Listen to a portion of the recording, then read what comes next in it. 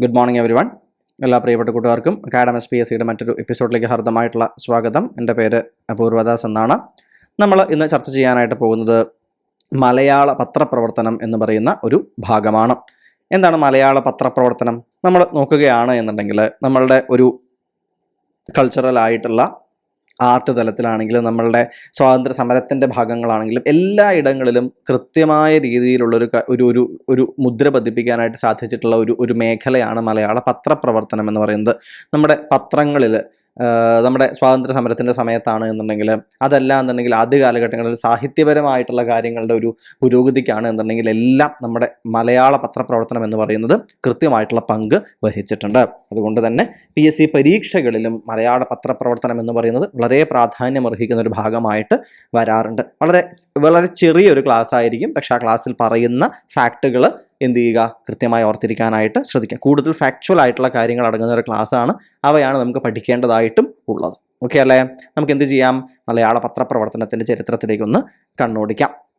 ആദ്യമായി നമ്മൾ പഠിക്കുന്നത് രാജ്യസമാചാരത്തിനെ കുറിച്ചാണ്. എന്താണ് രാജ്യസമാചാരം? രാജ്യസമാചാരം മലയാളത്തിലെ ആദ്യ പത്രമാണ്. മലയാളത്തിലെ ആദ്യ പത്രമായിട്ട് അറിയപ്പെടുന്നത് രാജ്യസമാചാരമാണ്. ഏത് വർഷമാണ് ഇതിൻ്റെ പ്രസിദ്ധീകരണം ആരംഭിക്കുന്നത്? 1847 ജൂൺ മാസമാണ് ഇതിൻ്റെ പ്രസിദ്ധീകരണം ആരംഭിക്കുന്നത്. ഓക്കെ അല്ലേ? സോ മലയാളത്തിലെ ആദ്യത്തെ പത്രമാണ് രാജ്യസമാചാരം. പ്രസിദ്ധീകരണം ആരംഭിക്കുന്നത് 1847 ജൂണിലാണ്. ഇനി എവിടെ നിന്നാണ് രാജ്യസമാചാരത്തിൻ്റെ ഈ ഒരു പബ്ലിഷിംഗ് ആരംഭിക്കുന്നത്? അത് തലശ്ശേരിയിൽ നിന്നാണ്. മലബാർ ഭാഗത്ത് തലശ്ശേരിയിൽ നിന്നാണ്.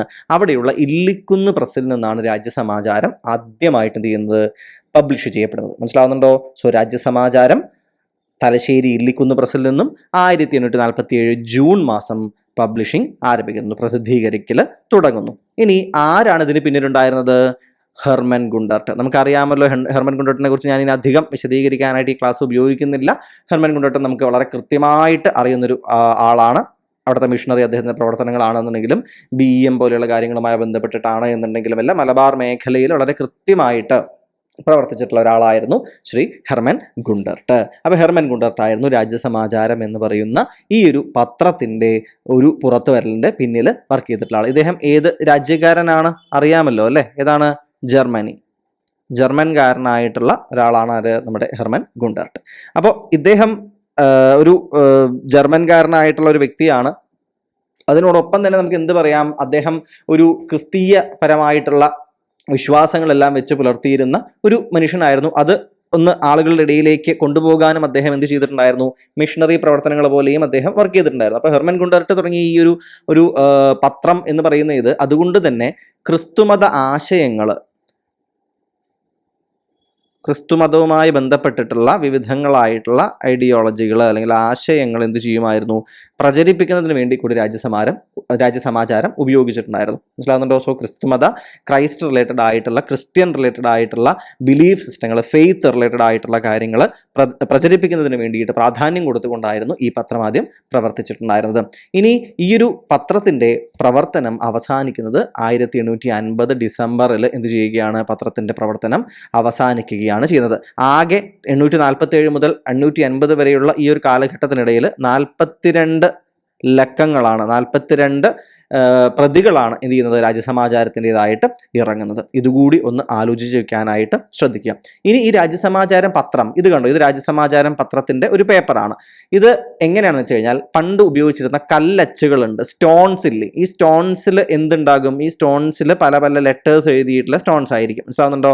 അവ എന്ത് ചെയ്യുകയാണ്, അവ ഇതിൽ ഈ കടലാസിൽ പ്രസ് ചെയ്തിട്ടാണ് എന്ത് ചെയ്യുന്നത്, ഇവ ഉണ്ടാക്കുന്നത്, ഈ പത്രം അച്ചടിക്കുന്നത്. മനസ്സിലാവുന്നുണ്ടോ? അപ്പോൾ കല്ലച്ചുകൾ ഉപയോഗിച്ചിട്ടാണ് ഈ രാജ്യസമാചാരം എന്ത് ചെയ്തിട്ടുണ്ടായിരുന്നത്. അല്ലാണ്ട് ഇന്ന് നമ്മൾ അറിയുന്ന പോലെ പ്രിന്റിംഗ് പ്രസ്സുകളിലല്ല രാജ്യസമാചാരം എന്ത് ചെയ്യുന്നത്, അച്ചടിക്കുക എന്ന് പറയാൻ പറ്റില്ല, അവ എഴുതി വന്നിട്ടുണ്ടായിരുന്നത്. സോ കല്ലച്ചുകളാണ് ഉപയോഗിച്ചിരുന്നത്. ഈ കല്ലച്ചുകൾ ബേസിക്കലി അതായത് ഈ കൈ കൊണ്ടാണ് ഇത് എന്ത് ചെയ്യുന്നത്, ഇത് അടിച്ചെടുക്കുന്നത്. മനസ്സിലാവുന്നുണ്ടോ?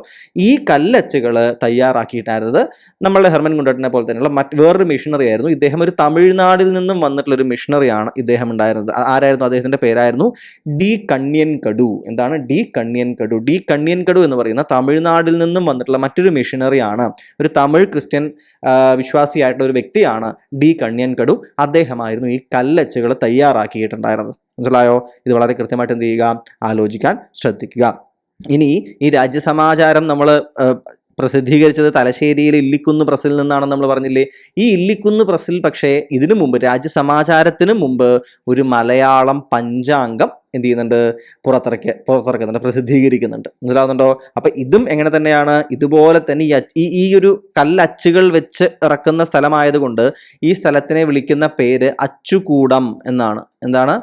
അച്ചുകൂടം എന്നാണ് വിളിക്കുക. അപ്പൊ ഈ അച്ചുകൂടത്തിൽ അടിച്ച, അതിനു മുമ്പ് പ്രസിദ്ധീകരിച്ചിട്ടുണ്ടായിരുന്നത് എന്തായിരുന്നു? രാജ്യസമാചാരത്തിന് മുൻപ് ഈ ഒരു പെർട്ടിക്കുലർ ആയിട്ടുള്ള ഒരു മലയാളം പഞ്ചാംഗമായിരുന്നു എന്ന കാര്യവും എന്ത് ചെയ്യുക, ഒന്ന് ഓർക്കുന്നതിന് വേണ്ടിയിട്ട് നിങ്ങളും ശ്രദ്ധിക്കുക. ഓക്കെ അല്ലേ? അപ്പോൾ രാജ്യസമാചാരവുമായി ബന്ധപ്പെട്ടിട്ട് പല വിധത്തിലുള്ള ചോദ്യങ്ങൾ വന്നിട്ടുണ്ട്. ആ ചോദ്യങ്ങളെല്ലാം വളരെ കൃത്യമായിട്ട് എന്ത് ചെയ്യുക, പഠിച്ചു വെക്കാനായിട്ട്, ഓർത്തു വെക്കുന്നതിന് വേണ്ടിയിട്ട് നിങ്ങൾ ശ്രദ്ധിക്കുക. മലയാളത്തിലെ ആദ്യ പത്രമാണ് 847 പ്രസിദ്ധീകരിക്കപ്പെടുന്നത്. തലശ്ശേരിയിൽ ഇല്ലിക്കുന്ന് പ്രസ്സിൽ നിന്നും ഹെർമൻ ഗുണ്ടർട്ടിന്റെ നേതൃത്വത്തിലാണ് ഇത് പ്രസിദ്ധീകരിക്കുന്നത്.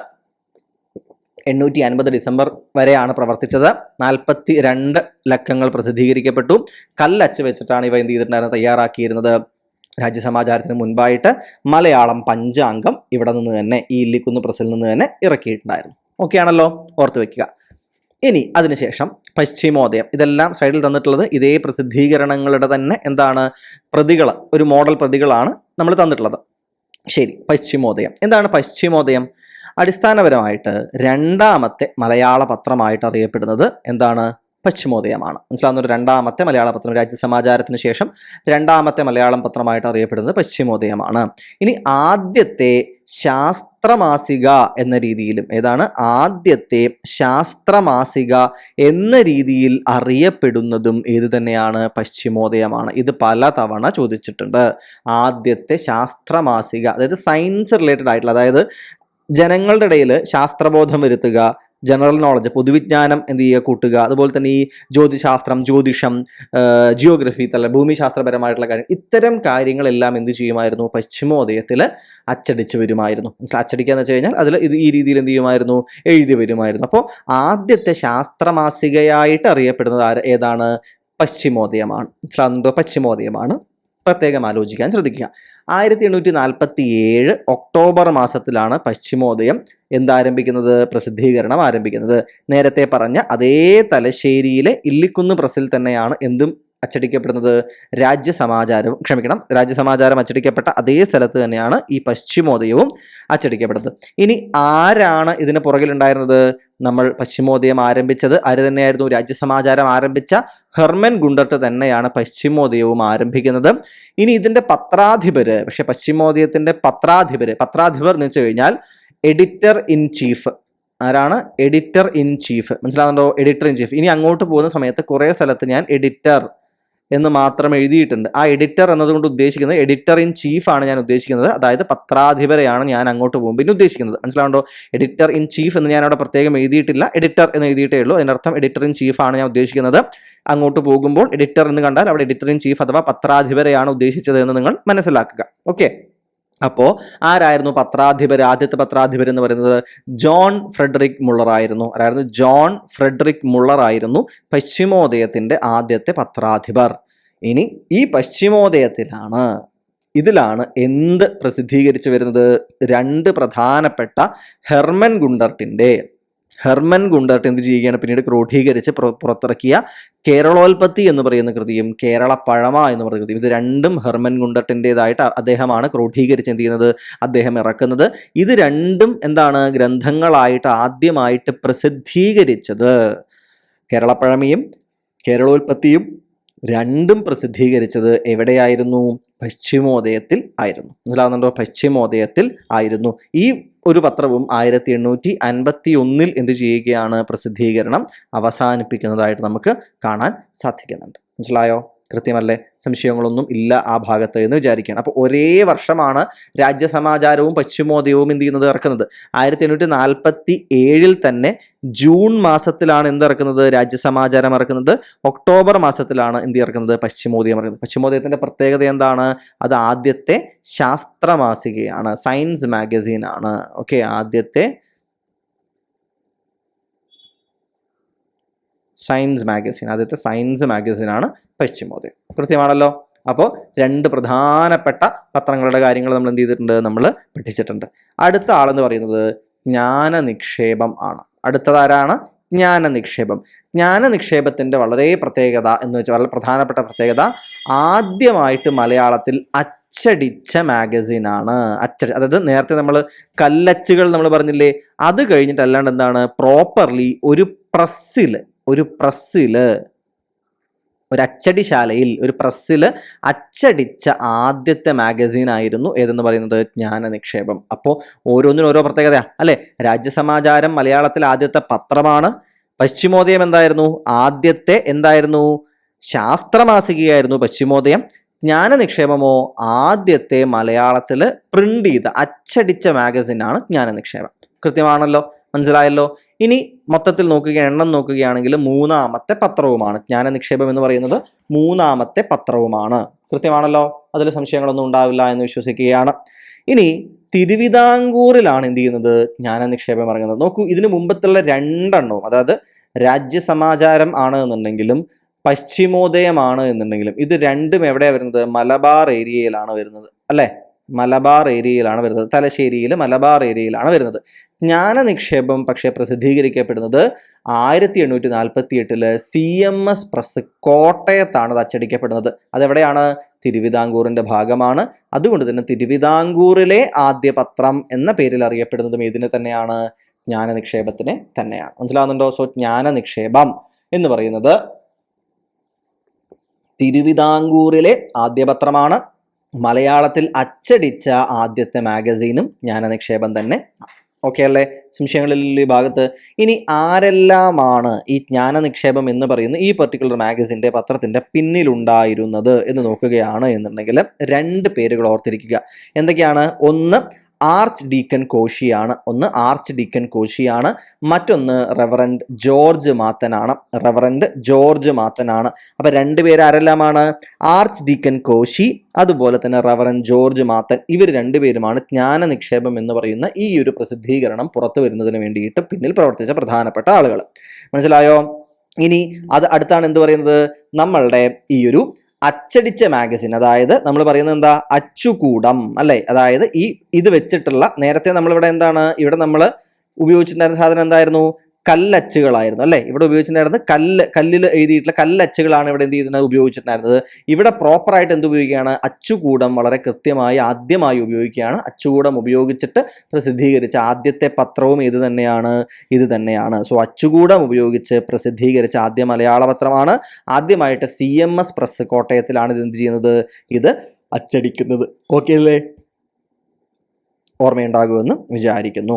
ഇനി ജ്ഞാനനിക്ഷേപവുമായി ബന്ധപ്പെട്ട് മറ്റൊരു പ്രത്യേകത, ജ്ഞാനനിക്ഷേപത്തിൽ ഈ ഒരു കൃതിയിൽ പ്രസിദ്ധീകരിച്ചിട്ടുണ്ടായിരുന്ന ഒരു നോവലായിരുന്നു പുല്ലേലി കുഞ്ചു. എന്താണ് പുല്ലേലി കുഞ്ചു എന്ന് പറയുന്ന ഒരു നോവൽ പ്രസിദ്ധീകരിച്ചത് ഈ ജ്ഞാനനിക്ഷേപം എന്ന് പറയുന്ന ഈ ഒരു പ്രസിദ്ധീകരണത്തിൽ ആയിരുന്നു.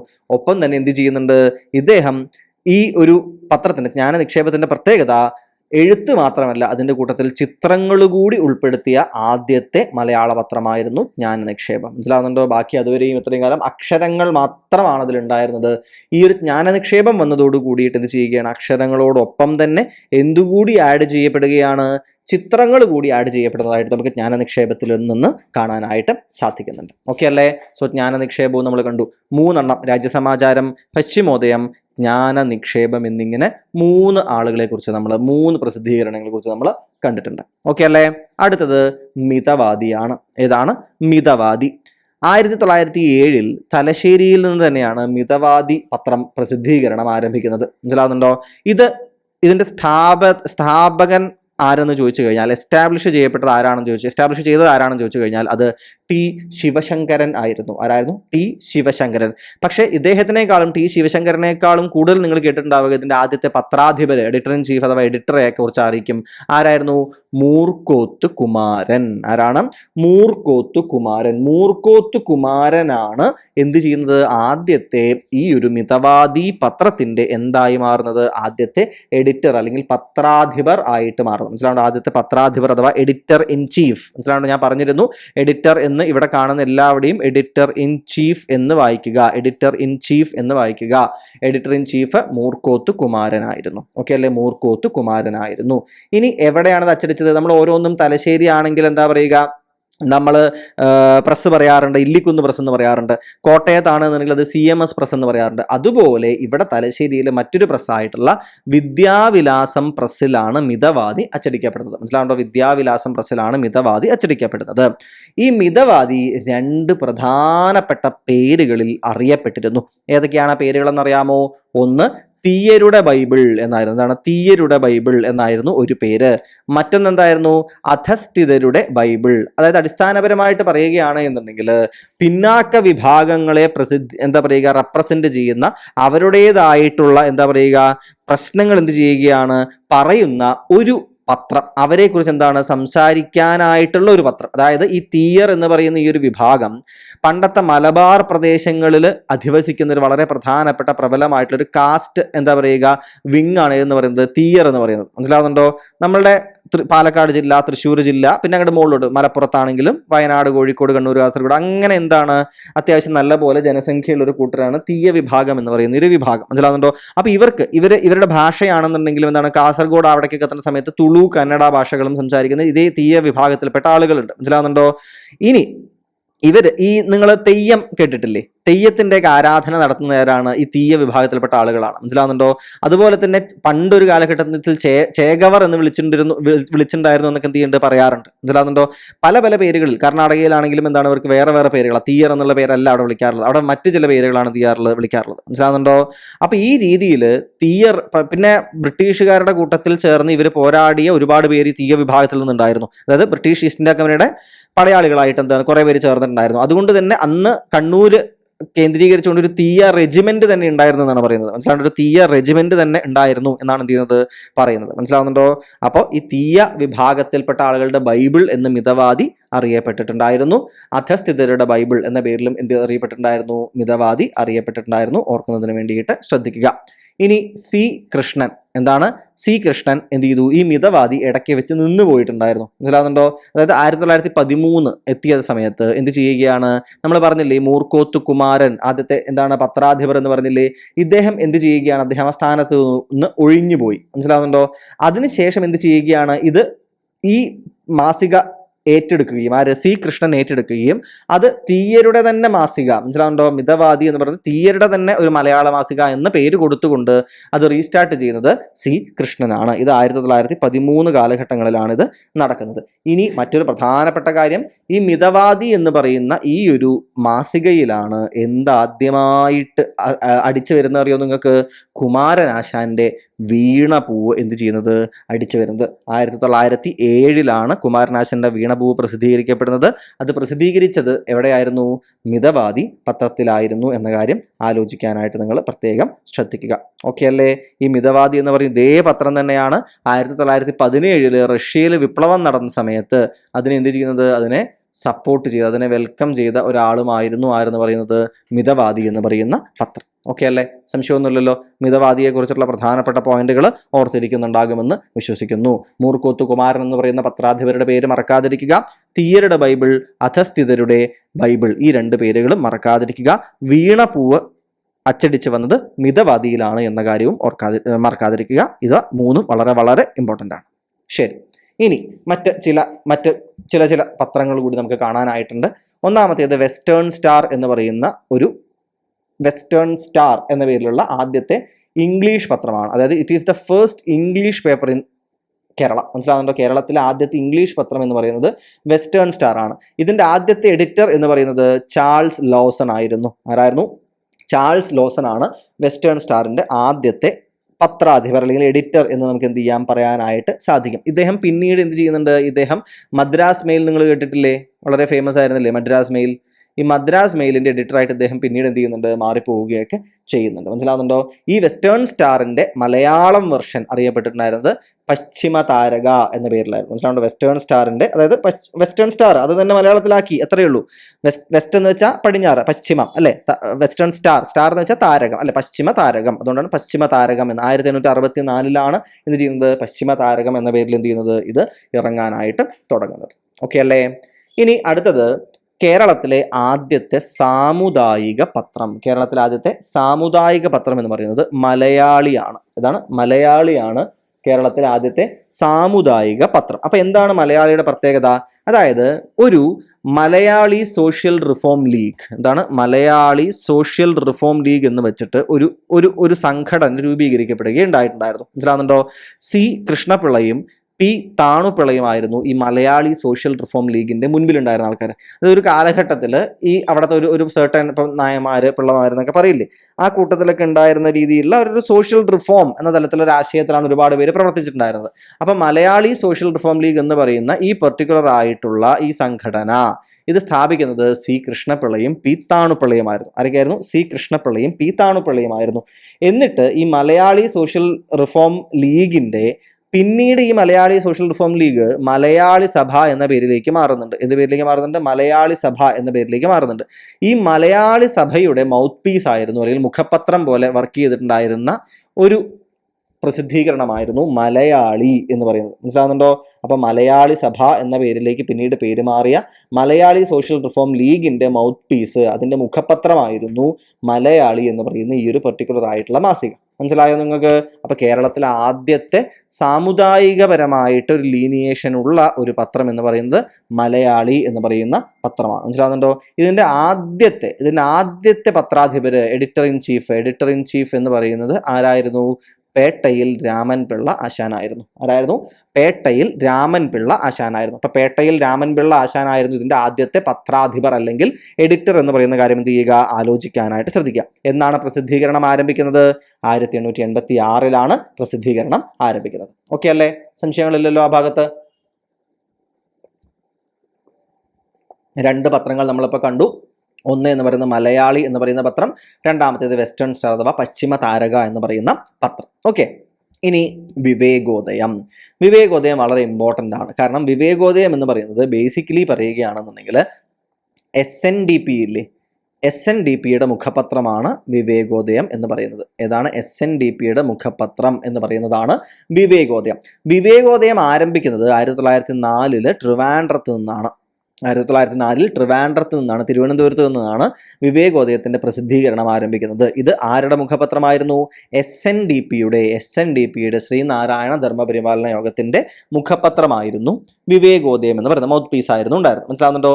ഇതിന്റെ പിന്നിൽ പ്രവർത്തിച്ച രണ്ട് പ്രധാനപ്പെട്ട വ്യക്തികളാണ് കുമാരനാശാനും എം ഗോവിന്ദനും. ആരൊക്കെയാണ്? കുമാരനാശാനും എം ഗോവിന്ദനുമാണ് ഈ വിവേകോദയത്തിന്റെ പ്രസിദ്ധീകരണത്തിന് വേണ്ടി പ്രവർത്തിച്ചത്. കാരണം അവർക്ക് അറിയാമായിരുന്നു, ഒരു സംഘടന ശക്തി പ്രാപിക്കണമെന്നുണ്ടെങ്കിൽ ജനങ്ങളുടെ ഇടയിൽ ആ സംഘടനയ്ക്ക് എന്ത് വേണം? പേര് വേണം. ആ സംഘടനയുടെ കാര്യങ്ങൾ ആളുകൾ അറിയണം, ആ ജാതി വിഭാഗത്തിന്റെ കാര്യങ്ങൾ ആളുകൾ അറിയണം. അപ്പൊ ഇതിന് പത്രമാണ് ഏറ്റവും പ്രധാനപ്പെട്ട ഒരു പോം വഴി എന്നറിഞ്ഞ കുമാരനാശാനും എം ഗോവിന്ദനും തങ്ങളുടേതായിട്ടുള്ള രാഷ്ട്രീയപരമായിട്ടുള്ള കാര്യങ്ങൾ, സാമൂഹികപരമായിട്ടുള്ള ആവശ്യങ്ങളൊക്കെ മുന്നോട്ടേക്ക് വെക്കാനായിട്ട് വിവേകോദയം എന്ന് പറയുന്ന ഈ ഒരു മുഖപത്രം എന്ത് ചെയ്യുകയാണ്? ആരംഭിക്കണമെന്ന് തീരുമാനിക്കുകയാണ്. ഈ വിവേകോദയം ഈഴവ ഗസറ്റ് എന്ന പേരിലും അറിയപ്പെടുന്നുണ്ട്. ഈഴവ ഗസറ്റ് എന്ന പേരിൽ കൂടി അറിയപ്പെടുന്നതായിട്ടുള്ള ഒരു പ്രസിദ്ധീകരണം ഏത് എന്ന് ചോദിച്ചു കഴിഞ്ഞാൽ അത് വിവേകോദയമാണ് എന്ന് കൃത്യമായിട്ട് ഓർക്കാനായിട്ട് ശ്രദ്ധിക്കുക.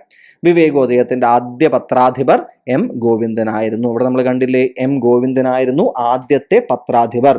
എം ഗോവിന്ദന് ശേഷം പിന്നീട് പത്രാധിപരായത് ആരായിരുന്നു? കുമാരനാശാൻ ആയിരുന്നു. മനസ്സിലാവുന്നുണ്ടോ? അപ്പൊ എം ഗോവിന്ദനായിരുന്നു ആദ്യം വിവേകോദയത്തിന്റെ പത്രാധിപരാകുന്നത്. അതിനുശേഷം ആരായി മാറി? കുമാരനാശാനായിട്ട് മാറുകയാണ്. ഇനി വിവേകോദയ എന്ന് പറയുന്നത് ആ കാലഘട്ടത്തിലെ മുഖപത്രമായിരുന്നു. SNDPയുടെ ഇപ്പോഴത്തെ മുഖപത്രം വിവേകോദയമല്ല, അതിന് പകരം ഏതാണത്? യോഗനാഥമാണ് എന്തെന്ന് പറയുന്നത്? വിവേകോദയത്തിന്റെ പിൻഗാമി എന്ന് നമുക്ക് വിളിക്കാൻ പറ്റുന്നത് യോഗനാഥത്തിനെ ആണ്. മനസ്സിലായോ? കൃത്യമല്ലേ? സംശയമില്ലല്ലോ. അപ്പൊ വിവേകോദയം നമ്മൾ ഏത് വർഷം ആരെല്ലാം തുടങ്ങി? ഈഴവ ഗസറ്റ് എന്നറിയപ്പെടുന്നത്, ഇത് പ്രത്യേക ഇമ്പോർട്ടൻ്റ് ആണ്. ഈഴവ ഗസറ്റ് എന്നറിയപ്പെടുന്നത് ഏത് എന്ന് ചോദിച്ചു വരുമ്പോൾ വിവേകോദയം അല്ലെ, ദീപിക, മിതവാദി, സ്വദേശാഭിമാനി എന്നൊക്കെ ചിലപ്പോൾ തരും. അപ്പോൾ അതിലേതാണ് വിവേകോദയമാണെന്ന് കൃത്യമായിട്ട് മനസ്സിലാക്കാനായിട്ട് ശ്രദ്ധിക്കുക. അടുത്ത പ്രസിദ്ധീകരണത്തിലേക്ക് പോയാലോ. അടുത്തതാണ് നസ്രാണി ദീപിക. ഇതാണ് നസ്രാണി ദീപിക. അപ്പോൾ നസ്രാണി ദീപിക തീർച്ചയായിട്ടും എന്താണ്, ക്രിസ്ത്യൻ മതവിഭാഗത്തിൽപ്പെട്ട ആളുകളുടെയും മറ്റുമായിട്ടുള്ള കാര്യങ്ങളാണ് നസ്രാണി ദീപിക ആരംഭിക്കുന്നത് എന്താണ് അവരാണ്. അപ്പോൾ പ്രസിദ്ധീകരണം ആരംഭിക്കുന്നത് 1887 കോട്ടയത്തെ മാന്നാനത്ത് വെച്ച് നിന്നാണ് എന്ത് ചെയ്യുന്നത്, പ്രസിദ്ധീകരണം ആരംഭിക്കുന്നത്. ആദ്യത്തെ എഡിറ്റർ അല്ലെങ്കിൽ എഡിറ്റർ ഇൻ ചീഫ് പത്രാധിപർ എന്ന് പറയുന്നത് ആരായിരുന്നു? നിധീരിക്കൽ മാണിക്കത്തനാരായിരുന്നു. നിധീരിക്കൽ മാണിക്കത്തനാറായിരുന്നു ആദ്യത്തെ പത്രാധിപര്. ഇത് ആദ്യം എന്ത് ചെയ്യുകയാണ്, പ്രസിദ്ധീകരണം ആരംഭിച്ച 1887 ആണെന്നുണ്ടെങ്കിലും ഇതൊരു പ്രോപ്പർ ആയിട്ടുള്ള ദിനപത്രം, ഡെയിലി ലഭിക്കുന്ന ഒരു ദിനപത്രമായിട്ട് മാറുന്നത് 1927 ഇത് ദീപിക എന്ന് മാത്രമുള്ള പേരായി മാറുന്നത് 1938 അപ്പൊ നമ്മൾ ഇന്ന് കാണുന്ന ദീപിക എന്ന് പറയുന്ന പത്രമില്ലേ, it is the oldest newspaper still in publication. ഇപ്പോഴും പബ്ലിക്കേഷൻ നടന്നുകൊണ്ടിരിക്കുന്ന, ഇപ്പോഴും നമുക്ക് വായിക്കാൻ പറ്റുന്ന ഇവിടെ നിലവിലുള്ള പത്രങ്ങളിൽ ഏറ്റവും പ്രായമേറിയ പത്രം എന്ന് പറയുന്നത് ഏതാണ്? നസ്രാണി ദീപിക ആണ്. മനസ്സിലാണ്ടോ? അതായത് ഇന്നും പ്രവർത്തിക്കുന്ന പത്രങ്ങളിലെ ഏറ്റവും പഴക്കമേറിയ പത്രം അതാണ് നസ്രാണി ദീപികയെ കുറിച്ച് നമുക്ക് പറയാനായിട്ട് ഉള്ളത്. ഓക്കെ അല്ലേ? Also this was the first Malayalam paper two start online edition. അതായത് ഇന്റർനെറ്റിലുള്ള ഒരു എഡിഷൻ ആയിട്ട്, ഇന്റർനെറ്റിൽ കൂടിയും ആൾക്കാർക്ക് വായിക്കാൻ പറ്റുന്ന രീതിയിൽ ഓൺലൈൻ ആയിട്ടുള്ള ഒരു എഡിഷൻ ആദ്യമായിട്ട് തുടങ്ങിയ പത്രവും ഏത് തന്നെയായിരുന്നു? നസ്രാണി ദീപിക തന്നെ ആയിരുന്നു. ഓർക്കാനായിട്ട് പ്രത്യേകം നിങ്ങൾ എന്ത് ചെയ്യുക, ശ്രദ്ധിക്കുക. ഇനി അടുത്ത പ്രധാനപ്പെട്ട മറ്റൊരു പത്രം സ്വദേശാഭിമാനി. ഇതാണ് സ്വദേശാഭിമാനി എന്ന് പറയുന്നതാണ് അടുത്ത പ്രധാനപ്പെട്ട പത്രം. സ്വദേശാഭിമാനിയുടെ അവരുടെ തീം എന്ന് പറയുന്നത് എന്തായിരുന്നു? ഭയകൗടില്യ ലോഭങ്ങൾ വളർക്കില്ലൊരു നാടിനെ. വളരെ ശക്തമായിട്ടൊരു വാചകമാണ് അല്ലെ. ഭയമോ കൗടില്യമോ ലോഭങ്ങളോ ഒന്നും ഒരു നാടിന്റെ വളർച്ചയ്ക്കല്ല, അതിനെ തളർത്താനാണ് എന്ത് ചെയ്യുക, സാധ്യമാകുക. അതായത് അന്നത്തെ കാലഘട്ടത്തിൽ നിലവിലുണ്ടായിരുന്ന വളരെ പ്രധാനപ്പെട്ട ഒരുപാട് അഴിമതികളാണെങ്കിലും അവസരവാദങ്ങളാണെങ്കിലും ജാതിപരമായിട്ടുള്ള ചിന്തകളാണെങ്കിലും ഇതെല്ലാം കൂടി അടങ്ങുന്നൊരു വരിയാണ് അല്ലെ. ഭയവും കൗടില്യവും ലോഭങ്ങളും ഇല്ലാണ്ട് നമ്മൾ എന്ത് ചെയ്യണം, ഒന്നിച്ച് വർക്ക് ചെയ്യണം. അപ്പോൾ മാത്രമാണ് നമുക്ക് പ്രോസ്പെരിറ്റി ഉണ്ടാവുന്നത് എന്ന് വളരെ വ്യക്തമായിട്ട് പറയുന്ന ഒരു വരി കൂടിയാണിത് അല്ലെ. എപ്പോഴാണ് സ്വദേശാഭിമാനി എന്ന് പറയുന്ന ഈ പത്രം ആരംഭിക്കുന്നത്?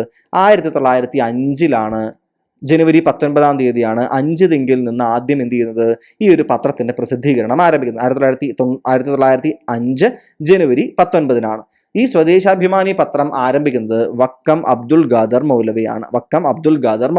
ആരംഭിക്കുന്നത്, സ്ഥാപകൻ. മനസ്സിലാവുന്നുണ്ടോ?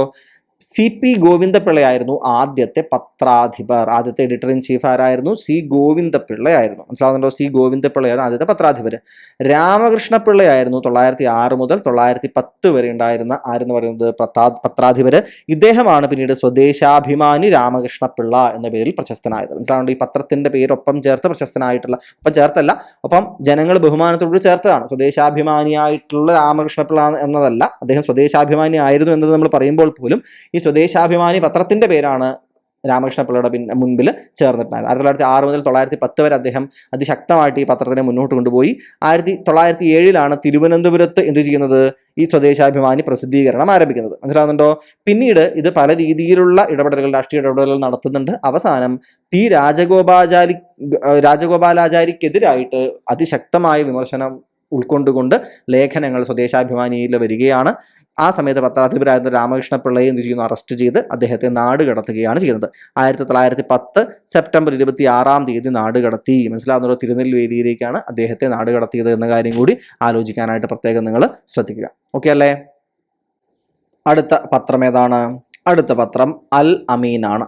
അൽ അമീൻ 1924 അൽ അമീൻ എന്ത് ചെയ്യുന്നത്, പ്രസിദ്ധീകരിക്കപ്പെടുന്നത്. അൽ അമീൻ പ്രസിദ്ധീകരിക്കപ്പെടുന്നത് 1924 അൽ അമീൻ അതിൻ്റെ സ്ഥാപകൻ ആരായിരുന്നു? മുഹമ്മദ് അബ്ദുറഹ്മാൻ സാഹിബായിരുന്നു അതിൻ്റെ സ്ഥാപകനായിട്ട് ഉണ്ടായിരുന്നത്. അദ്ദേഹത്തിൻ്റെ ഈ ഒരു പത്രം അൽ അമീൻ എന്ത് ചെയ്യുന്നുണ്ട്, നിരോധിക്കപ്പെടുന്നുണ്ട്. അതിന് കാരണം ഈ ഒരു പത്രത്തിൽ വന്നിട്ടുള്ള ഒരു ലേഖനമായിരുന്നു. കോൺഗ്രസും യുദ്ധവും എന്ന് പറയുന്ന ഒരു ലേഖനമാണ് അൽ അമീൻ എന്ന് പറയുന്ന പത്രത്തിന്റെ എന്തിന് കാരണമാകുന്നത്, ആ പത്രത്തിന്റെ നിരോധനത്തിന് കാരണമാകുന്നത്. അത് ആലോചിക്കുന്നതിന് വേണ്ടിയിട്ട് എന്ത് ചെയ്യുക, പ്രത്യേകം നിങ്ങളൊന്ന് ശ്രദ്ധിക്കുക. ഇനി കേരള കൗമുദി. എന്താണ് കേരള കൗമുദി? കേരള കൗമുദി പ്രസിദ്ധീകരണം ആരംഭിക്കുന്നത് 1911 മയ്യനാട്, കൊല്ലത്തെ മയ്യനാടിൽ നിന്നാണ് കേരള കൗമുദിയുടെ പ്രസിദ്ധീകരണം ആരംഭിക്കുന്നത്. ഇത് അച്ചടിക്കപ്പെട്ടിട്ടുള്ള പ്രസ് എന്ന് പറയുന്നത് സുവർണ പ്രകാശം പ്രസ്സായിരുന്നു. ഏതായിരുന്നു? സുവർണ പ്രകാശം പ്രസ്സിൽ നിന്നാണ് കേരള കൗമുദി അച്ചടിക്കപ്പെടുന്നത്. CV കുഞ്ഞിരാമനായിരുന്നു ഇതിൻ്റെ ഫൗണ്ടർ, അതായത് സ്ഥാപകൻ എന്ന പേരിൽ അറിയപ്പെടുന്നത് CV കുഞ്ഞിരാമനായിരുന്നു. CV കുഞ്ഞിരാമനാണ് കേരള കൗമുദിയുടെ ഹൃദയവും ആത്മാവുമായിട്ട് അറിയപ്പെട്ടിട്ടുണ്ടായിരുന്നത്. മനസ്സിലാവുന്നുണ്ടോ? കേരള കൗമുദിയുടെ ഹൃദയവും ആത്മാവും എന്ന പേരിൽ അറിയപ്പെട്ടിരുന്ന വ്യക്തി ആരാണ് എന്ന് ചോദിച്ചു കഴിഞ്ഞാൽ അത് CV കുഞ്ഞിരാമനാണ് എന്ന് കൃത്യമായിട്ട് പറയാനായിട്ട് ശ്രദ്ധിക്കുക. ഇതൊരു ദിനപത്രമായി, ഡെയിലി ന്യൂസ് പേപ്പർ ആയിട്ട് മാറുന്നത്. കേരള കൗമുദി ഇന്ന് നമ്മൾക്ക് എന്താ കേരള കൗമുദി അറിയുന്നത് നമുക്കൊരു ഡെയിലി ന്യൂസ് പേപ്പർ ആയിട്ടാണല്ലോ. അങ്ങനെ മാറുന്നത് 1940-ലാണ്. 1940-ലാണ്. ഇത്രയും കാര്യങ്ങൾ കേരള കൗമുദിയുമായി ബന്ധപ്പെട്ടിട്ട് എന്ത് ചെയ്യുക, ഒന്ന് ആലോചിക്കുന്നതിന് വേണ്ടിയിട്ട് ശ്രദ്ധിക്കുക. ഓക്കെ അല്ലേ? സംശയമില്ലല്ലോ? കൃത്യമാണല്ലോ? അടുത്തതൊരു പ്രസ്ഥാനം, ഒരു സംഘത്തെക്കുറിച്ചാണ്. അത് കേരള ഗ്രന്ഥശാല സംഘമാണ്. കേരള ഗ്രന്ഥശാല സംഘമാണ്. എന്താണ് കേരള ഗ്രന്ഥശാല സംഘം?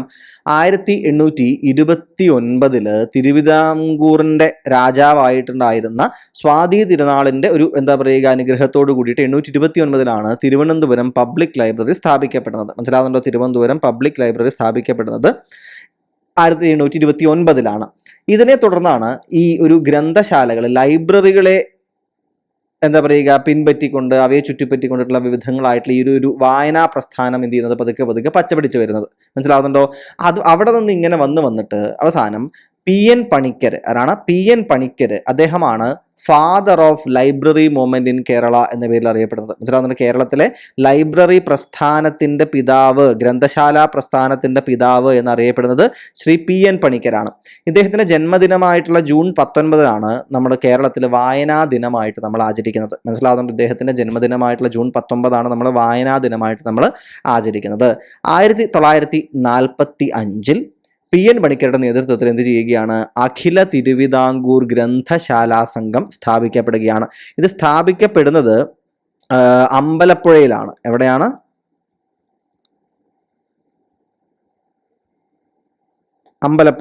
അമ്പലപ്പുഴയിലാണ് എന്ത് സ്ഥാപിക്കപ്പെടുന്നത്? ഈ അഖില തിരുവിതാംകൂർ ഗ്രന്ഥശാല സംഘം സ്ഥാപിക്കപ്പെടുന്നത്. മനസ്സിലാവുന്നുണ്ടോ? ഇത് എന്ത് ചെയ്യുകയാണ്? 1956 എന്തായി മാറുന്നു? കേരള ഗ്രന്ഥശാല സംഘമായിട്ട് മാറുകയാണ്. മനസ്സിലാവുന്നുണ്ടോ? അപ്പോൾ PN പണിക്കരുടെ നേതൃത്വത്തിൽ 1945 അമ്പലപ്പുഴയിൽ അഖില തിരുവിതാംകൂർ ഗ്രന്ഥശാല സംഘം സ്ഥാപിക്കപ്പെടുന്നു. 1956 അത് കേരള ഗ്രന്ഥശാല സംഘമായിട്ട്, അതായത് തിരുവിതാംകൂറാണ് എന്നുള്ളത് അല്ലെ, 1956 കേരള സംസ്ഥാനം രൂപീകരിക്കപ്പെടുകയാണ്. അപ്പൊ അത് കേരള ഗ്രന്ഥശാല സംഘമായിട്ട് മാറുന്നു. അത്രയേ ഉള്ളൂ. ലോജിക്കലി ഓർത്ത് വയ്ക്കാനായിട്ട് എന്ത് ചെയ്യുക? ശ്രദ്ധിക്കുക. മനസ്സിലാവുന്നുണ്ടോ? ഇദ്ദേഹത്തിന്റെ, അതായത് PN പണിക്കരുടെ ജന്മസ്ഥലം ആലപ്പുഴയാണ്. അതുകൊണ്ട് തന്നെ ആയിരിക്കണം ഈ അമ്പലപ്പുഴ ഏരിയയിലൊക്കെ എന്ത് ചെയ്യുന്നത്, ഇങ്ങനെ അദ്ദേഹം കൂടുതൽ പ്രവർത്തിക്കുകയും ഇത്തരത്തിൽ ലൈബ്രറികളൊക്കെ അവിടെ സ്ഥാപിക്കപ്പെടുകയും ചെയ്യാനായിട്ടുള്ള കാരണമെന്ന് കരുതുന്നു. ഇനി അദ്ദേഹം തന്നെ ഇനീഷ്യേറ്റീവ് എടുത്തിട്ട് സ്ഥാപിക്കപ്പെട്ട മറ്റൊരു ഒരു പ്രസ്ഥാനമാണ് ഇത് കാൻഫെഡ് എന്ന് പറയുന്നത്. അത് പ്രസ്ഥാനം എന്നല്ല പറയേണ്ടത്, അതായത് ഈ അനൗപചാരികമായിട്ടുള്ള വിദ്യാഭ്യാസം കൊടുക്കുന്ന, അൺഒഫീഷ്യൽ ആയിട്ടുള്ള എഡ്യൂക്കേഷൻ കൊടുക്കുന്ന ഒരു പ്രസ്ഥാനം, ഇൻസ്റ്റിറ്റ്യൂഷനാണ് കാൻഫെഡ്. അതായത് Kerala association for non formal education and development. അതാണ് കാൻഫെഡ് എന്ന പേരിൽ അറിയപ്പെടുന്നത്. മനസ്സിലാവുന്നുണ്ടോ?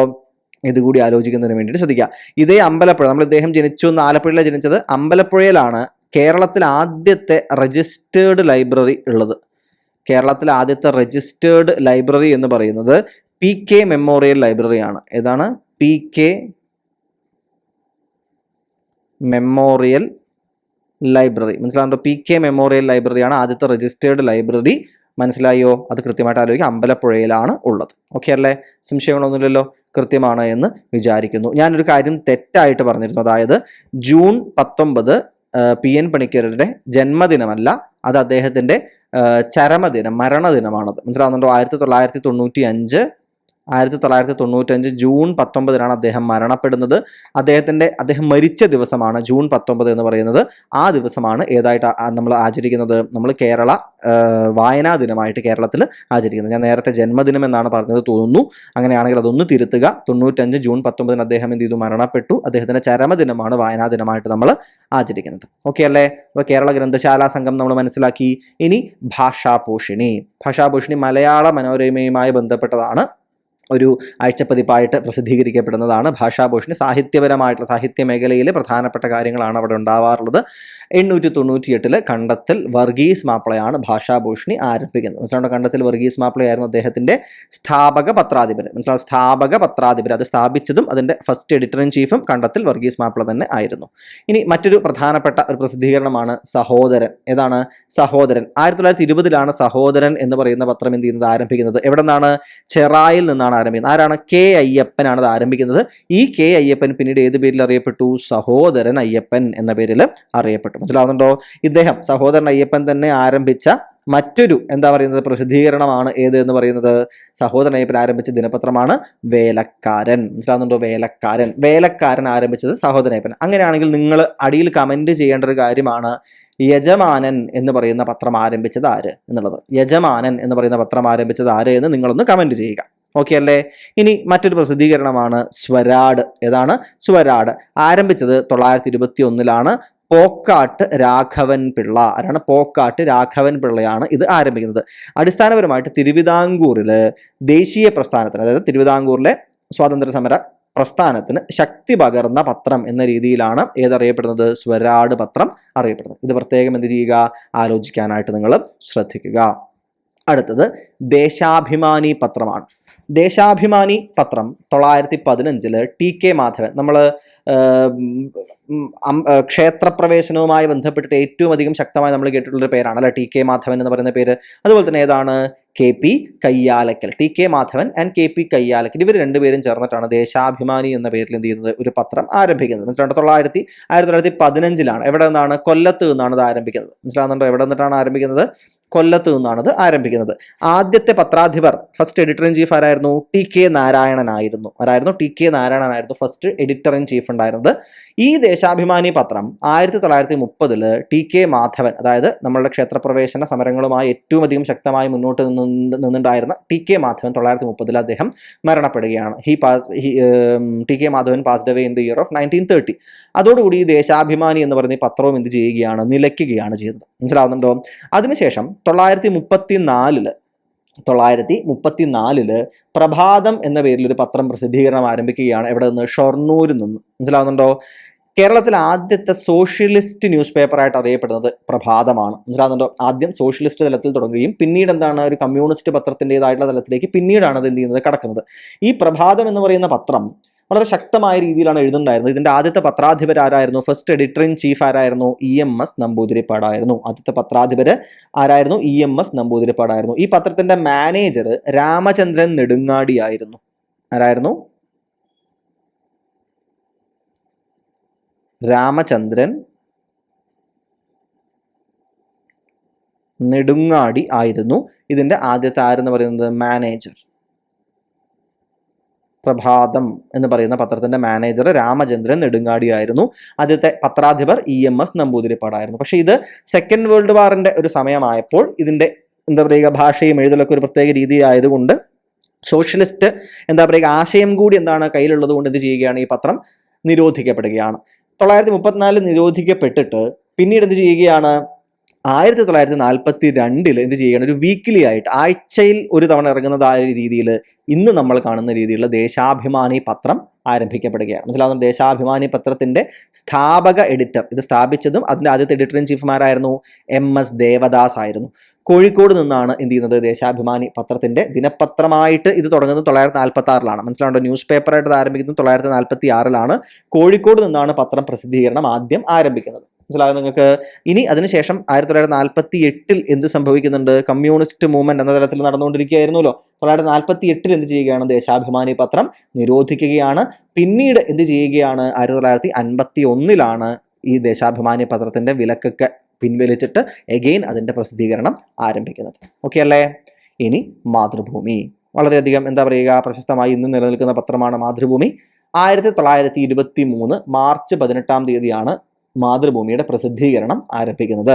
ആദ്യ പത്രാധിപർ ആരാണെന്ന് അറിയാമല്ലോ? KP കേശവമേനോൻ ആദ്യത്തെ പത്രാധിപര്. K കേളപ്പൻ എന്ത് ചെയ്തിട്ടുണ്ട്? ഇതുപോലെ തന്നെ പത്രാധിപരായിട്ടിരുന്ന ഒരു പ്രസ്ഥാനമാണ് മാതൃഭൂമി പത്രം. കോഴിക്കോടിലെ വിക്ടോറിയ പ്രസ്സിൽ നിന്നുമാണ് ആദ്യം മാതൃഭൂമി പത്രം എന്ത് ചെയ്യുന്നത്, ആദ്യമായിട്ട് പ്രസിദ്ധീകരണം ആരംഭിക്കുന്നത്. അത് അച്ചടിക്കുന്നത് ആദ്യമായിട്ട് കോഴിക്കോടിലെ വിക്ടോറിയ പ്രസ്സിലായിരുന്നു. മനസ്സിലാവുന്നുണ്ടോ? 1930 ഇതൊരു ദിനപത്രമായി മാറുന്നത്. 1932 മാതൃഭൂമി ആഴ്ചപ്പതിപ്പ് പ്രസിദ്ധീകരണം ആരംഭിക്കുന്നു. മാതൃഭൂമി പേപ്പർ അറിയപ്പെട്ടിരുന്ന ഒരു പ്രത്യേക വിശേഷണം എന്ന് പറയുന്നത് സ്വാതന്ത്ര്യ പോരാട്ടത്തിന്റെ, ഫ്രീഡം സ്ട്രഗിൾ ഉണ്ടല്ലോ, സ്വാതന്ത്ര്യ പോരാട്ടത്തിന്റെ നാവായി പിറന്നു വീണ പത്രം എന്നാണ് മാതൃഭൂമി പത്രം അറിയപ്പെടുന്നത്. മനസ്സിലായോ? മാതൃഭൂമി പത്രത്തിൻ്റെതായിട്ടുള്ള പ്രത്യേകതകൾ കൃത്യമായിട്ട് ഓർത്തിരിക്കുക. KP കേശവമേനോനെയും കേളപ്പൻ ഇത് രണ്ടുപേരും പത്രാധിപരായിട്ടുണ്ടായിരുന്ന ആളുകളാണെന്ന് പ്രത്യേകം ആലോചിക്കാനായിട്ട് ശ്രദ്ധിക്കുക. തുടങ്ങിയ വർഷം ആരംഭിക്കുക, ദിനപത്രമായി മാറിയ വർഷം, ആഴ്ചപ്പതിപ്പ് ആരംഭിച്ച വർഷം, ഏത് പേരിലാണ് അറിയപ്പെട്ടത്, എല്ലാം ഓർത്തു വെക്കാനായിട്ട് ശ്രദ്ധിക്കുക. ഇനി മലയാള മനോരമ. 1888 ഇത് മലയാള മനോരമ ഒരു കമ്പനിയായിട്ട് രജിസ്റ്റർ ചെയ്യുന്നത്. മനസ്സിലാവുന്നുണ്ടോ? പത്രം പ്രസിദ്ധീകരണം ആരംഭിക്കുന്നത് 1890 പബ്ലിഷിംഗ് സ്റ്റാർട്ട് ചെയ്യുന്നത്. ഒരു വീക്ക്ലി ആയിട്ടാണ് ഇത് സ്റ്റാർട്ട് ചെയ്യുന്നത്. മനസ്സിലാവുന്നുണ്ടോ? ഈ പത്രത്തിന് മലയാള മനോരമ എന്ന് പറയുന്ന പേര് കൊടുക്കുന്നത് കേരളവർമ്മ വലിയ കോയി തമ്പുരാനായിരുന്നു. മലയാള മനോരമയുടെ സിമ്പിൾ ശ്രദ്ധിച്ചാൽ നിങ്ങൾക്കറിയാം, ട്രാവൻകൂർ ഡൈനാസ്റ്റിയിലെ ട്രാവൻകൂർ ഡൈനാസ്റ്റിയുടെ അവരുടെ ഔദ്യോഗിക ചിഹ്നവുമായി വളരെയധികം സിമിലർ ആയിട്ടൊരു ചിഹ്നമാണുള്ളത്. ഇതും തിരുവിതാംകൂർ രാജവംശത്തിന്റെ അനുവാദത്തോടു കൂടി തന്നെ മലയാള മനോരമ എന്ത് ചെയ്യുകയാണ്, എടുത്തതാണ് ഈ ഒരു ചിഹ്നം എന്ന് പറയുന്നത്. ഇനി ആരാണ് ആരംഭിക്കുന്നത്? കണ്ടത്തിൽ വർഗീസ് മാപ്പിളയാണ് കോട്ടയത്ത് എന്ത് ചെയ്യുന്നത്, മലയാള മനോരമ പത്രം ആരംഭിക്കുന്നത്. മനസ്സിലാവുന്നുണ്ടോ? കണ്ടത്തിൽ വർഗീസ് മാപ്പിളയാണ് എന്ത് ചെയ്യുന്നത്, കോട്ടയത്ത് മലയാള മനോരമ പത്രം ആരംഭിക്കുന്നത്. 1928 എന്ത് ചെയ്യുന്നത്, ഇത് ഡെയിലി ന്യൂസ് പേപ്പർ ആയിട്ട് മാറുന്നത്. ദിനം എല്ലാ ദിവസവും പ്രസിദ്ധീകരിക്കുന്നത് ഡെയിലി ന്യൂസ് പേപ്പർ ആയിട്ട് മലയാള മനോരമ മാറുന്നത് 1928. ധർമ്മോസ്മത് കുലദൈവതം. എന്താണ് ധർമ്മോസ്മത് കുലദൈവതം എന്നതാണ് മലയാള മനോരമയുടെ ടൈറ്റിൽ വേർഡ്, അതായത് ആപ്തവാക്യം എന്നൊക്കെ പറയില്ലേ, അത് ധർമ്മോസ്മത് കുലദൈവതം എന്നായിരുന്നു. 1938 സ്വാതന്ത്ര്യ സമരവുമായി ബന്ധപ്പെട്ട് തിരുവിതാംകൂറിന്റെ ഐക്യ കേരള പ്രസ്ഥാന മൂവ്മെന്റുമൊക്കെ ആയിട്ട് ബന്ധപ്പെട്ട് ധാരാളം ലേഖനങ്ങൾ എഴുതി. അത് തിരുവിതാംകൂറിലെ CP രാമസ്വാമി അയ്യർക്ക് എതിരായിട്ടൊക്കെയുള്ള ലേഖനങ്ങൾ വന്നപ്പോൾ എന്ത് ചെയ്തു, ഈ പത്രം അടച്ചുപൂട്ടി. അദ്ദേഹത്തിന്റെ എന്താ പറയുക, ഇതിന്റെ എഡിറ്റർ എന്ത് ചെയ്യുന്നുണ്ട്, അദ്ദേഹത്തെ ജയിലിൽ അടയ്ക്കുന്നുണ്ട്. ശേഷം 1947 വീണ്ടും എന്ത് ചെയ്യുന്നത്, മലയാള മനോരമ പത്രത്തിന്റെ പ്രസിദ്ധീകരണം പുനരാരംഭിക്കുന്നത് എന്ന് കൂടി ആലോചിക്കാനായിട്ട് ശ്രദ്ധിക്കുക. അടുത്ത പ്രസിദ്ധീകരണത്തിലേക്ക് പോവുകയല്ലേ. അടുത്ത പ്രസിദ്ധീകരണം യുക്തിവാദി എന്ന് പറയുന്ന പ്രസിദ്ധീകരണമാണ്. യുക്തിവാദി നമ്മൾ നേരത്തെ കണ്ടതുപോലെ തന്നെ ആരായിരുന്നു, സഹോദരൻ അയ്യപ്പനാണ് എന്ത് ചെയ്യുന്നത്, ഈ ഒരു പ്രസിദ്ധീകരണം ആരംഭിക്കുന്നത്. മനസ്സിലാവുന്നുണ്ടോ? സഹോദരൻ എന്ന് പറയുന്ന സഹോദരൻ അയ്യപ്പൻ എന്ന പേരിൽ അദ്ദേഹത്തിന്റെ പേര് മാറിയതൊക്കെ നമ്മൾ ഓൾറെഡി കണ്ടിട്ടുണ്ടായിരുന്നല്ലോ. സഹോദരൻ അയ്യപ്പനാണ് 1929 എന്ത് ചെയ്യുന്നത്, അദ്ദേഹം യുക്തിവാദി എന്ന് പറയുന്ന പത്രം ആരംഭിക്കുകയാണ്. ഇദ്ദേഹം റാഷണൽ ആയിട്ടുള്ള തിങ്കിങ് വേണം, അല്ലെങ്കിൽ മതപരമായ, ജാതിപരമായിട്ടുള്ള, വിശ്വാസപരമായിട്ടുള്ള കാര്യങ്ങളെല്ലാം തള്ളുകയും റാഷണലായിട്ട് യുക്തി ഉപയോഗിച്ച് ചിന്തിക്കുന്ന, യുക്തിക്ക് നിരക്കുന്ന കാര്യങ്ങളിൽ മാത്രം വിശ്വസിക്കുക എന്നൊരു തരമായിരുന്നു ഇദ്ദേഹത്തിൻ്റെതായിട്ടുള്ള ഒരു പ്രവർത്തനം എന്ന് പറയുന്നത്. എറണാകുളത്ത് നിന്നാണ് എന്താരംഭിക്കുന്നത്, യുക്തിവാദി എന്ന് പറയുന്ന ഈ ഒരു പ്രസിദ്ധീകരണം ആരംഭിക്കുന്നത് എന്ന് കൃത്യമായിട്ട് എന്ത് ചെയ്യുക, ആലോചിക്കുക. ഇത് ചില വർഷങ്ങളുമായി ബന്ധപ്പെട്ട ചില പ്രശ്നങ്ങൾ, അതായത് 1926 ഈ യുക്തിവാദി എന്താ പറയുക പ്രസ്ഥാനവുമായി ബന്ധപ്പെട്ടിട്ടുള്ള കുറച്ച് ആളുകൾ, അതായത് പ്രത്യേകിച്ച് സി കൃഷ്ണൻ തുടങ്ങിയ ആളുകൾ എന്ത് ചെയ്യുന്നുണ്ട്, കോഴിക്കോട് ഒരു സമ്മേളനം നടക്കുന്നുണ്ട്. മനസ്സിലാവുന്നുണ്ട്. എന്നിട്ട് 1926 യുക്തിവാദി എന്ന് പറയുന്ന ഇതാതൊരു മാസികയാണ്, യുക്തിവാദി എന്ന് പറയുന്ന മാസിക ആരംഭിക്കാനായിട്ട് തീരുമാനിച്ചിട്ടുണ്ടായിരുന്നു. മനസ്സിലാവുന്നുണ്ടോ? പക്ഷെ ആ വർഷം അത് പുറത്തിറങ്ങുന്നില്ല. അതിനുശേഷം എപ്പോഴാണ്, അവസാനം 1929 സെപ്റ്റംബറിലാണ് എന്ത് ചെയ്യുന്നത്, ഇത് ആരംഭിക്കുന്നത്. പലപ്പോഴും പലയിടങ്ങളിലും 1926 സി കൃഷ്ണന്റെ നേതൃത്വത്തിൽ നടന്ന കോഴിക്കോട് നടന്ന യുക്തിവാദികളുടെ സമ്മേളനത്തിൽ അവിടെ മുതലാണ് ഇത് ആരംഭിച്ചത് എന്ന രീതിയിൽ കാണാറുണ്ട്. പക്ഷേ യുക്തിവാദി എന്ന് പറയുന്ന ഈ പ്രസിദ്ധീകരണം മാസിക അച്ചടി ആരംഭിക്കുന്നത് എറണാകുളത്ത് 1929 സെപ്റ്റംബർ മുതലാണ്. ഇത് ആലോചിക്കാനായിട്ട് ശ്രദ്ധിക്കുക. MC ജോസഫ് ആയിരുന്നു ആദ്യത്തെ എഡിറ്റർ. ആദ്യത്തെ യുക്തിവാദി പ്രസ്ഥാനത്തിന്റെ ആദ്യത്തെ എന്തായിരുന്നു, എഡിറ്റർ എന്ന് പറയുന്നത് ആരായിരുന്നു, അത് MC ജോസഫ് ആയിരുന്നു. പിന്നീട് 1900 സഹോദരൻ അയ്യപ്പൻ എന്ത് ചെയ്യുകയാണ്, ഇതിന്റെ പത്രാധിപർ എന്ന് പറയുന്ന സ്ഥാനം എന്ത് ചെയ്യുന്നുണ്ട്, അദ്ദേഹം ഏറ്റെടുക്കുന്നുണ്ട്. പിന്നീട് എന്ത് ചെയ്യുന്നുണ്ട്, ഇരിങ്ങാലക്കുടയിൽ നിന്നൊക്കെ എന്ത് ചെയ്യുന്നുണ്ട്, യുക്തിവാദി പ്രസിദ്ധീകരണം എന്ത് ചെയ്യുന്നുണ്ട്, ആരംഭിക്കുന്നുണ്ട്. അങ്ങനെ എന്ത് ചെയ്യുന്നുണ്ട്, പോയിക്കൊണ്ടിരിക്കുന്നുണ്ട്. ഇനി മറ്റൊരു പ്രധാനപ്പെട്ട കാര്യം എന്ന് പറയുന്നത് ഇതിന്റെ ആപ്തവാക്യമാണ്. യുക്തിയേന്തി മനുഷ്യന്റെ ബുദ്ധിശക്തി ഘനിച്ചതിൽ ലഭിച്ചതല്ലാതില്ലൊന്നും ലോകവിജ്ഞാന രാശിയിൽ. എന്താ അതിൻ്റെ അർത്ഥം? അതായത് യുക്തി, റാഷണലായിട്ട് സയന്റിഫിക് ആയിട്ട് മനുഷ്യൻ അവൻ്റെ ബുദ്ധിശക്തി, അവൻ്റെ ശക്തി കൊണ്ട് എന്താണ് മൈൻഡ് ചെയ്തെടുക്കുക, അല്ലെ ഘനിച്ചതിൽ മൈൻഡ് ചെയ്തെടുക്കുക, അല്ലെ ഘനിച്ചുക, എന്താണ് കുഴിച്ചെടുത്ത ബുദ്ധിശക്തിയും യുക്തിയും കൊണ്ട് മനുഷ്യൻ കുഴിച്ചെടുത്ത അല്ലെങ്കിൽ കണ്ടുപിടിച്ചതല്ലാത്ത ഒന്നും ലോകത്തിൻ്റെ വിജ്ഞാന രാശിയിൽ നമുക്ക് കാണാൻ സാധിക്കില്ല എന്നാണ് യുക്തിവാദി എന്ന് പറയുന്ന ഈ ഒരു പ്രസിദ്ധീകരണത്തിൻ്റെ ആപ്തവാക്യമായിട്ട് നമുക്ക് കാണാനായിട്ട് സാധിക്കുന്നത്. ആലോചിക്കാനായിട്ട് ശ്രദ്ധിക്കുക. മറ്റൊന്ന് കേസരി എന്ന് പറയുന്ന പ്രസിദ്ധീകരണമാണ്. കേസരി അതിൻ്റെ പത്രാധിപരും അതിനോടൊപ്പം തന്നെ പ്രശസ്തനായിട്ടുള്ള ആളാണ് അല്ലേ, കേസരി ബാലകൃഷ്ണപിള്ള. ബാലകൃഷ്ണപിള്ളയാണ് അതിൻ്റെ പത്രാധിപരുണ്ടായിരുന്നത്. കേസരി എന്ന് പറയുന്ന നാമം ഇദ്ദേഹത്തിൻ്റെ ഒപ്പം പിന്നീട് പേരിനോടൊപ്പം ചേരുകയും കേസരി ബാലകൃഷ്ണപിള്ള എന്ന പേരിൽ ഇദ്ദേഹം പ്രശസ്തനാവുകയും ചെയ്യുകയാണ്.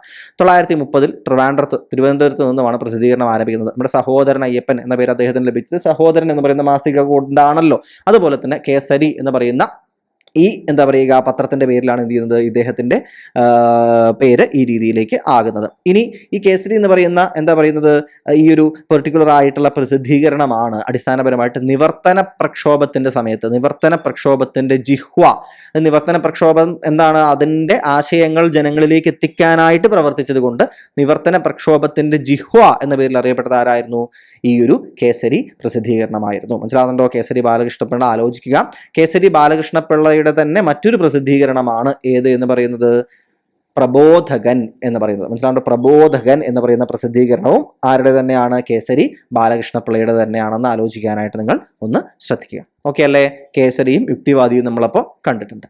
ഇനി മലയാള പത്രപ്രവർത്തനത്തിന്റെ പിതാവ് എന്നറിയപ്പെടുന്നത് ചെങ്കുളത്ത് കുഞ്ഞിരാമമേനോനാണ്. ഓർത്തിരിക്കുക, മലയാള പത്രപ്രവർത്തനത്തിന്റെ പിതാവ് എന്നറിയപ്പെടുന്നത് ചെങ്കുളത്ത് കുഞ്ഞിരാമമേനോനാണ്. ചന്ദ്രിക എന്ന് പറയുന്ന പത്രം മുസ്ലിം ലീഗിന്റെ ഒഫീഷ്യൽ മൗത്ത് പീസ് ആയിരുന്നു. അതായത് മുസ്ലിം ലീഗിന്റെ ഔദ്യോഗിക പത്രമാണ് ഏത്? ചന്ദ്രിക എന്ന് പറയുന്നത്. 1934 എന്ത് ചെയ്യുന്നത്? ഇതിന്റെ പ്രസിദ്ധീകരണം ആരംഭിക്കുന്നത്. 1934 തലശ്ശേരിയിൽ നിന്നും എന്ത് ചെയ്യുന്നത്? മുസ്ലിം ലീഗിന്റെ ഔദ്യോഗിക പത്രമായിട്ട് ചന്ദ്രിക പ്രസിദ്ധീകരണം ആരംഭിക്കുന്നത്. 939 ഇത് എന്ത് ചെയ്യുന്നത്? ദിനപത്രമായി മാറുന്നത്. ദിനപത്രമായിട്ട് ചന്ദ്രിക മാറുന്നത് 939. മനസ്സിലാവുന്നുണ്ടോ? അപ്പം 34 പ്രസിദ്ധീകരണം ആരംഭിക്കുന്നു, 39 ദിനപത്രമായിട്ട് മാറുകയാണ്.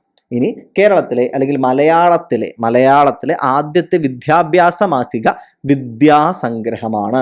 1864 വിദ്യാസംഗ്രഹം എന്ത് ചെയ്യുന്നത്? പുറത്തിറങ്ങുന്നത്. കേരളത്തിലെ ആദ്യത്തെ വിദ്യാഭ്യാസ മാസികയാണ് വിദ്യാസംഗ്രഹം.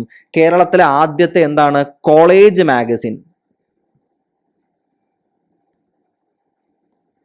കേരളത്തിലെ ആദ്യത്തെ കോളേജ് മാഗസിൻ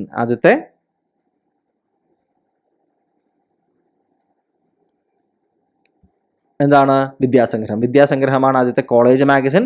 വിദ്യാസംഗ്രഹമാണ് ആദ്യത്തെ എഡ്യൂക്കേഷണൽ മാഗസിൻ. വിദ്യാഭ്യാസ മാസിക വിദ്യാസംഗ്രഹം എവിടെ നിന്നാണ് വരുന്നുണ്ടായിരുന്നത്? CMS. ഓക്കെ, എവിടെ നിന്നാണ്? CMS college. Okay, CMS college, കോട്ടയത്തെ CMS കോളേജിൽ നിന്നാണ് എന്ത് വരുന്നുണ്ടായിരുന്നത്?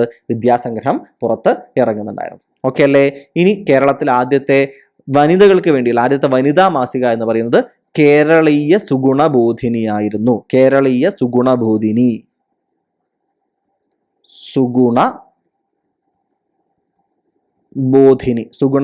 കേരളീയ സുഗുണബോധിനി 886 ആരംഭിച്ച ഒരു മാസികയായിരുന്നു ഇത്. കേരളത്തിൽ ആദ്യത്തെ വനിതാ മാസികയാണ് ഇത്. പ്രസിദ്ധീകരിക്കാൻ മുൻകൈ എടുത്ത ആള് കേരളവർമ്മ വലിയ കോയി തമ്പുരാനായിരുന്നു. ഈ ഒരു പ്രസിദ്ധീകരണം ആദ്യത്തെ വനിതാ മാസിക പുറത്തിറക്കാനായിട്ട് വേണ്ടതായിട്ടുള്ള ഇനീഷ്യേറ്റീവ് എടുത്തിട്ടുണ്ടായിരുന്ന ആളെ എന്നുകൂടി മനസ്സിലാക്കാനായിട്ട് നിങ്ങൾ ശ്രദ്ധിക്കുക. ഓക്കെ അല്ലേ? ഇനി ലോകമാന്യൻ. ലോകമാന്യൻ എന്ന് പറയുന്ന ഈ ഒരു പ്രസിദ്ധീകരണം ആരുടെ പേരിലാണ്?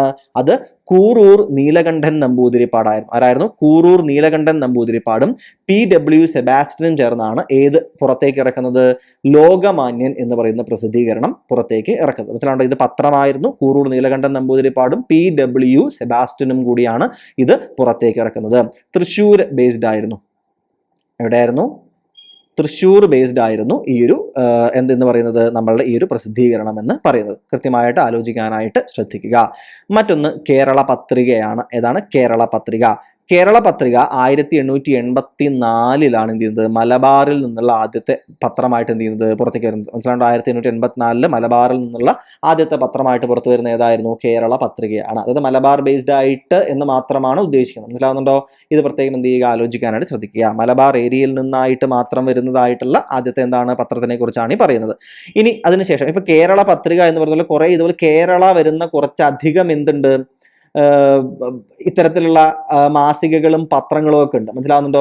ഇപ്പൊ നമ്മൾ നേരത്തെ പഠിച്ച ഒരെണ്ണം ഏതായിരുന്നു, കേരള സുഗുണബോധിനി. ആദ്യത്തെ കേരള എന്തായിരുന്നു, സ്ത്രീകൾക്കായിട്ടുള്ള ഒരു എന്താ പറയുന്നത് കൃതിയായിരുന്നു അല്ലെ. അതുപോലെ തന്നെ കേരള മിത്രം എന്ന് പറയുന്ന ഒരു പ്രസ് ഉണ്ട്. ഏതാണ്, ഇംഗ്ലീഷിൽ എഴുതാൻ ഞാൻ, കേരള മിത്രം എന്ന് പറയുന്ന ഒരു പ്രസ് ഉണ്ട്. കേരള മിത്രം പ്രസ് എവിടെയാണ്, കൊച്ചിയിലാണ്. 1865 അത് ആരംഭിക്കുന്നത്. 1865 കേരള മിത്രം എന്ന് പറഞ്ഞ പ്രസ് എന്ത് ചെയ്യുന്നത്, ആരംഭിക്കുന്നത്. മനസ്സിലാവും? അത് ദേവ്ജി ഭീംജി എന്ന് പറയുന്ന ഒരു വ്യക്തിയാണ് അത് ആരംഭിക്കുന്നത്. ആരാണ്, ദേവ്ജി ഭീംജി എന്ന് പറയുന്ന ഒരു വ്യക്തിയാണ് കേരള മിത്രം എന്ന് പറയുന്ന ഈ പ്രസ് എന്ത് ചെയ്യുന്നത്, കൊച്ചിയിൽ ആരംഭിക്കുന്നത്. മനസ്സിലാവുന്നുണ്ടോ? ഈ കേരള മിത്രം എന്ന് പറയുന്ന പിന്നെ ഇത് പ്രസിദ്ധീകരണമായിട്ട് ആരംഭിക്കുന്നു. ഇതിന്റെ ആദ്യത്തെ എഡിറ്റർ കണ്ടത്തിൽ വർഗീസ് മാപ്പിളയായിരുന്നു. മനസ്സിലാവുന്നുണ്ടോ? കേരളത്തിന്റെ ഇതിന്റെ ഒരു ആദ്യത്തെ എഡിറ്റർ കണ്ടത്തിൽ വർഗീസ് മാപ്പിളയായിരുന്നു ഈ പ്രസ്സിലുണ്ടായിരുന്ന ആദ്യത്തെ എഡിറ്റർ എന്ന് പറയുന്നത്. മനസ്സിലാവുന്നുണ്ടോ? നിങ്ങൾക്ക് ഇത് ആലോചിക്കാനായിട്ട് ചെയ്യുക, പ്രത്യേകം നിങ്ങളും ശ്രദ്ധിക്കുക. അതുപോലെ തന്നെ കേരള സഞ്ചാരി എന്ന് പറയുന്ന ഒരെണ്ണം എവിടെ നിന്ന്, കോഴിക്കോട് നിന്ന് വന്നിട്ടുണ്ടായിരുന്നു. മനസ്സിലാവുന്നുണ്ടോ? കേരള സഞ്ചാരി എന്ന് വേങ്ങയിൽ കുഞ്ഞിരാമൻ എന്താ പറയുക നായർ, വേങ്ങയിൽ കുഞ്ഞിരാമൻ നായർ നിങ്ങൾ കേട്ടിട്ടുണ്ടാവുമല്ലോ. വേങ്ങയിൽ കുഞ്ഞിരാമൻ നായരാണ് മലയാള പത്രപ്രവർത്തനത്തിന്റെ വന്ധ്യവയോധികൻ എന്നറിയപ്പെടുന്നത്. ഏതാണ് പേര്, ഞാനിവിടെ എഴുതാം. Vengayil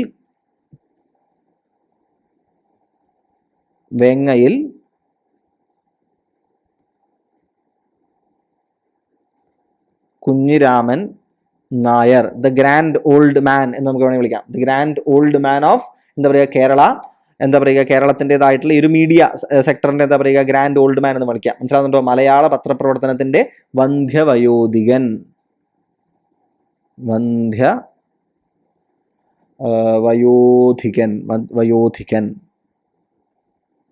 വന്ധ്യവയോധികൻ, the grand old man എന്ന് പറയില്ലേ നമ്മൾ, വന്ധ്യവയോധികൻ. മലയാള പത്രപ്രവർത്തനത്തിന്റെ വന്ധ്യവയോധികൻ എന്നറിയപ്പെട്ടത് ആരായിരുന്നു, വേങ്ങയിൽ കുഞ്ഞിരാമൻ നായർ ആയിരുന്നു. ഈ വേങ്ങയിൽ കുഞ്ഞിരാമൻ നായരാണ് കോഴിക്കോട് നിന്നുള്ള കേരള സഞ്ചാരി.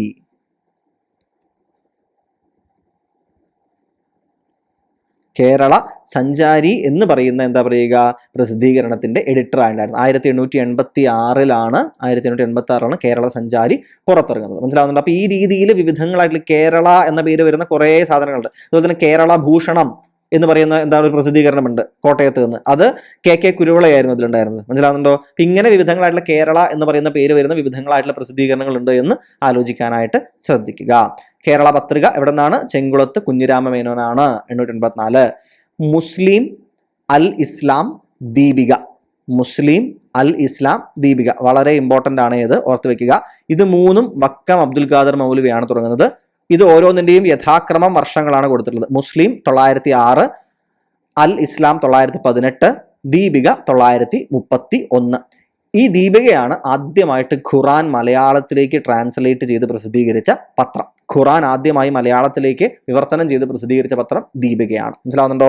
മലയാള രാജ്യം എന്ന് പറയുന്ന പ്രസിദ്ധീകരണം 929 മലയാള രാജ്യം എന്ന് പറയുന്ന പ്രസിദ്ധീകരണം കൊല്ലത്ത് നിന്ന് എന്ത് ചെയ്യുന്നത് ആരംഭിക്കുന്നത്. ഇതിന്റെ ഒരു പ്രത്യേകത എന്താണെന്ന് വെച്ച് കഴിഞ്ഞാൽ ഒരു പ്രിന്റിംഗ് ടെക്നിക് ഉണ്ട്. അത് എന്ന് പറയുന്നത് റോട്ടറി പ്രിന്റിംഗ് എന്ന് പറയും. ഏതാണ്? Rotary printing. ഈ റോട്ടറി പ്രിന്റിംഗ് എന്ന് പറയുന്ന ടെക്നിക് ആദ്യമായി ഉപയോഗിച്ച് പുറത്തിറങ്ങിയിട്ടുള്ള പത്രമായിരുന്നു മലയാള രാജ്യം എന്ന് പറയുന്ന ഈ പെർട്ടിക്കുലർ ആയിട്ടുള്ള പത്രം. മനസ്സിലാവുന്നുണ്ടോ? ആലോചിക്കുന്നതിന് വേണ്ടിയിട്ട് ശ്രദ്ധിക്കുക. ഇനി മറ്റൊരു പ്രസിദ്ധീകരണം പൗരധ്വനി ആയിരുന്നു. KM ചാക്കോ ആണ്. 930. ചോദിച്ചു കണ്ടിട്ടില്ല, എന്നാലും പൗരധ്വനി എന്ന് പറയുന്ന ഒരെണ്ണം കൂടി എന്താണ് ഒപ്പം പറഞ്ഞതാണ്. മറ്റൊരു എണ്ണം നിങ്ങൾ ആലോചിക്കേണ്ട ഒരു പ്രസിദ്ധീകരണം നവജീവനാണ്. നവജീവൻ പ്രശസ്തമാകാൻ കാരണം ഇത് തൃശ്ശൂരിൽ നിന്നാണ്. ഇതിന്റെ എഡിറ്റർ ആരായിരുന്നു അറിയോ? നമ്മുടെ ആദ്യത്തെ വിദ്യാഭ്യാസ മന്ത്രി ആയിട്ടുണ്ടായിരുന്ന ജോസഫ് മുണ്ടശ്ശേരി ആയിരുന്നു. ജോസഫ് മുണ്ടശ്ശേരി ആയിരുന്നു നവജീവൻ എന്ന് പറയുന്ന ഈ ഒരു പ്രസിദ്ധീകരണത്തിൻ്റെ, തൃശ്ശൂരിൽ നിന്ന് വന്നിട്ടുള്ള ഈ പ്രസിദ്ധീകരണത്തിൻ്റെ ആദ്യത്തെ എഡിറ്റർ. ഇതെന്ത് ചെയ്യുക, ആലോചിക്കാനായിട്ട് ശ്രദ്ധിക്കുക. ഓക്കെ അല്ലേ? അപ്പോൾ പ്രധാനപ്പെട്ട പ്രസിദ്ധീകരണങ്ങളുടെ കാര്യങ്ങളാണ് നമ്മൾ പഠിച്ചിട്ടുണ്ടായിരുന്നത്. മനസ്സിലായിട്ടുണ്ടാകും, നോട്ട് ഡൗൺ ചെയ്തിട്ടുണ്ടാകുമെന്ന് വിശ്വസിക്കുന്നു.